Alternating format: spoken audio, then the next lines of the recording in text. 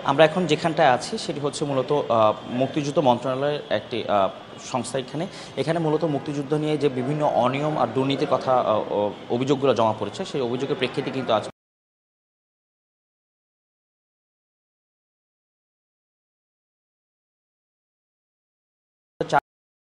200 কোটি টাকার মতো লুটপাটের এমন একটা অভিযোগ, কিন্তু এইটা নিয়ে কিন্তু মূলত আজকে দুর্নীতি দমন কমিশনের একটি এনফোর্সমেন্ট টিম ইতিমধ্যে এই মুক্তিযুদ্ধ সংস্কৃতি মন্ত্রণালয় কিন্তু এখানটায় এসেছেন, মুক্তিযুদ্ধ মন্ত্রণালয়ে। এবং আপনারা একটু আপনাদেরকে দর্শকদের সুবিধার্থে একটু দেখাতে চাই যে ভিতরের দিকে, অর্থাৎ এখনও পর্যন্ত সেখানে কিন্তু জাতীয় মুক্তিযুদ্ধ কাউন্সিলের ভিতরে আমরা প্রবেশ করছি। এই ভিতরে কিন্তু 1209 নম্বর রুমে এখানকার যে একজন ঊর্ধ্বতন কর্মকর্তা রয়েছেন তার রুমে মূলত যাচাই বাছাইগুলো করা হচ্ছে, এবং সেখানে নথি যাচাই বাছাইয়ের পরবর্তী সময় কিন্তু আমরা আরও বিস্তারিত জানতে পারবো।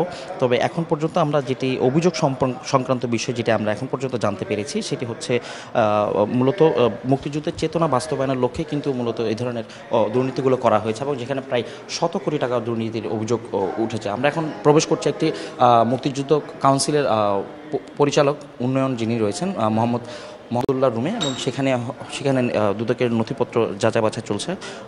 একটু দেখতে পাচ্ছেন যে এখানটায় কিন্তু নথিপত্রগুলো যাচাই বাছাই চলছে, এবং এর পরবর্তীতে হয়তো আরও আমরা জানতে পারবো। তবে যেই মোটা দাগে যেই অভিযোগগুলো এখন পর্যন্ত বলা হয়েছে সেটি হচ্ছে প্রায় 4টি প্রকল্প, অর্থাৎ যে প্রকল্পগুলোর কথা বলা হয়েছে তার মধ্যে রয়েছে বীরের কণ্ঠে গাথা একটি প্রকল্প, যেখানে প্রায় বরাদ্দ দেওয়া হয়েছিল 49,57,00,000 টাকার মতো।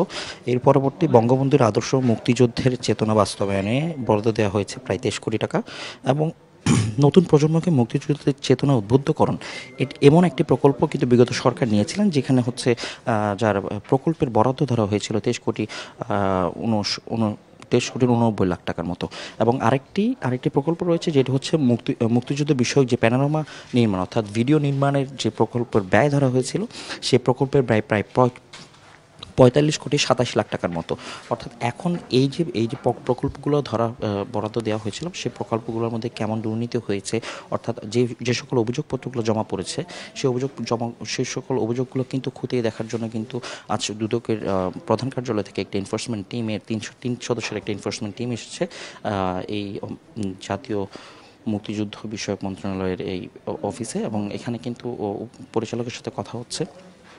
এখন বিভিন্ন নথিপত্রগুলো যাচাই বাছাই করা হচ্ছে, এবং যাচাই বাছাই পরবর্তী সময় কিন্তু আমরা আরও বিস্তারিত আমাদের দর্শকদের জানাতে পারবো তারা এখানে কোনো দুর্নীতি অথবা এই যে অভিযোগগুলো করা হয়েছে তার অসঙ্গতিগুলো খুঁজে পেয়েছে কিনা। তবে আপনাকে একটি জিনিস জানিয়ে দিতে চাই যে মুক্তিযুদ্ধের যে চেতনাগুলোর যেগুলো বাজেট দেওয়া হয়েছে, এবং সেখানে কিন্তু এখন পর্যন্ত কাজের যে অগ্রগতি তা কিন্তু খুবই ক্ষীণ বলা চলে। 10 থেকে 20% পর্যন্ত এখন পর্যন্ত কাজ হয়েছে, আর বাকি 80 থেকে 90% কিন্তু এখনও কাজ হয়নি, অর্থাৎ টাকা লোপাটের একটি বড় অভিযোগ কিন্তু এখন পর্যন্ত জমা পড়েছে। তাই কিন্তু মূলত এখানে খতিয়ে দেখছে দুর্নীতি দমন কমিশনের যেই আভিযানিক দলটি রয়েছেন, তারা কিন্তু নথিপত্রগুলো যাচাই বাছাই করছে। দেখছেন যে এখানে কিন্তু অনেক মুক্তিযুদ্ধের নামও উল্লেখ করা হয়েছে, যারা প্রকৃত মুক্তিযোদ্ধা তাদেরকে কিন্তু অর্থের বিনিময়ে কিন্তু তাদের মুক্তিযুদ্ধের নথি প্রদান করা, এই ধরনের বিভিন্ন অনিয়মের তথ্য কিন্তু আমরা শুনতে পেয়েছি, এবং তারই ধারাবাহিকতায় কিন্তু এখানে এই অভিযানগুলো পরিচালনা করা হচ্ছে। আমরা দেখছি যে এখানে কী কথোপকথন হচ্ছে, আমরা একটু আমার দর্শকদের জানতে সুবিধা করছি। এখানে একটা বিষয় দেখেন, এখানে আপনাদের সেই সংসদের এমপি নুরুন্নবী চৌধুরী উনি একটা প্রত্যয়ন যে এই ব্যক্তিটা মুক্তিযোদ্ধা হিসেবে, পাশাপাশি ওখানকার যে কমান্ডার একটা প্রত্যয়ন দেন যে সে মুক্তিযুদ্ধ ছিল, আর মুক্তিযুদ্ধ সংসদ যেটা ভোলা জেলা ইউনিটের কমান্ডার সেখান থেকে প্রত্যয়ন করা হয় সে মুক্তিযোদ্ধা।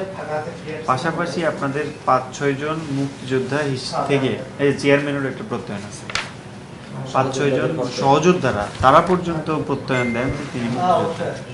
এত প্রমাণপত্রের পরেও কেন হয় না? তারপরে আপনারা মানে আপনাদের এখান থেকে সেই ব্যক্তিটা যে শাহ আলম নামে ব্যক্তিটা অর্থ দাবি করেন, এই বিষয়টা কেন? মানে এই ওনার সাথে আবেদন